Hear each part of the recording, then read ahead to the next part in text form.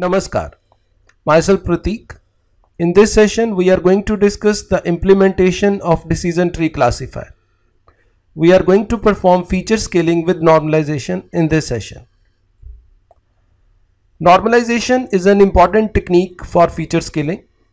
Normalization is also known as min-max scaling because it scales down all the values in the range of 0 to 1 for positive data values, and it scaled down all the values in the range of -1 to 1 for negative data values. It means if we have positive data values, all the data values will be mapped within the range of 0 to 1. The minimum value will map to 0 while the maximum value will be mapped to 1, and all the values within that range will be scattered accordingly. The updated feature scaled values in normalization is calculated by using this formula. And here the formula is x minus x min divided by x max minus x min. As we have already discussed, x min is the minimum value of the column, x max is the maximum value of the column, and x is the value of current instances of that particular column. So on that basis, each column will get its updated values. And the updated values in case of normalization always fall in the range of 0 to 1 in case if we have positive data values. And if we have negative data values, then the range will be -1 to 1.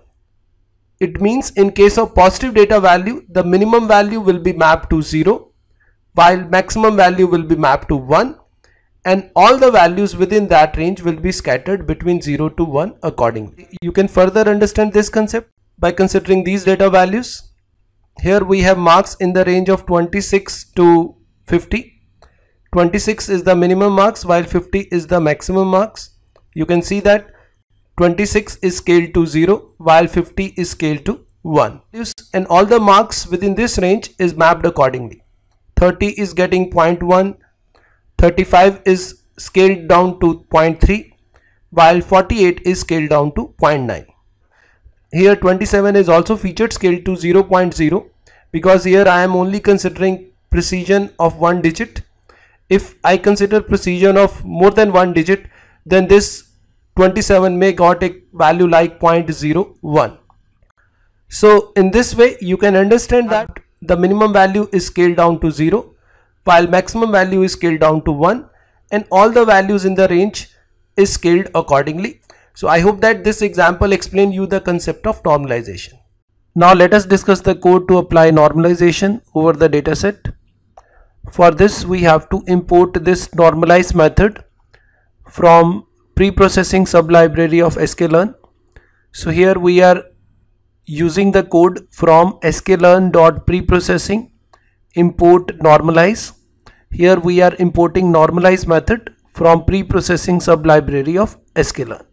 In this normalize method we have to pass our data which we wish to normalize. So in this case we wish to normalize our x underscore train. So the updated normalized value of x underscore train will be stored back in x train. It means x underscore train will be updated to its normalized values. Same way here we are applying normalize method over x test to update or feature scale its value. Now let us move to Spider to execute these lines of code to see the effect of normalization. Here we have imported normalize method from pre-processing sublibrary of sklearn. Before executing this line of code, let us first see the original content of xtrain and xtest. Here you can see that the values of age column are in 2 digits while the value of minutes of music consumed are in 5 and 6 digits. This is same for xtrain and xtest. They are on different scales. In order to feature scale these values in the range of 0 to 1, we are going to apply normalization over xtrain and xtest. So let us execute this code to normalize xtrain and xtest. You can see that after execution of this, xtrain and xtest has been updated. These are the content of xtrain, and you can see that the xtrain has been feature scaled in the range of 0 to 1. But this normalization has one problem, and the problem is the effect of outlier. Normalization is very sensitive to outlier. Let us consider this example again. Earlier we have marks in the range of 26 to 50 and there are no outlier in our data set. But let's suppose here we have some outlier. Here I have a one instance with the marks 90. So of course this is an outlier, and now in this case we will have maximum value 90 while minimum value is 26. This 26 will be featured scale to 0 while 90 will be featured scale to 1. This outlier will cause all the values to skew down towards 0. Earlier 48 is scaled down to 0.9, but now you can see that 48 scaled to just 0.3. 40 is getting a scaled value 0.6, but now due to this outlier this is getting a value of 0.2. So the problem of normalization is that it is very sensitive to an outlier. So when we have outlier, we normally don't apply normalization in that. So the major limitation of normalization is outlier. So when we have outlier, we normally don't apply normalization. Then we have another technique, and that technique is called as standardization. So standardization is most commonly applied technique for feature scaling when we have outlier. But if we don't have any outlier in our data set, then you can go with normalization. So normalization is known as min-max scaling. It always scale down the values between 0 to 1 if our data set has positive values.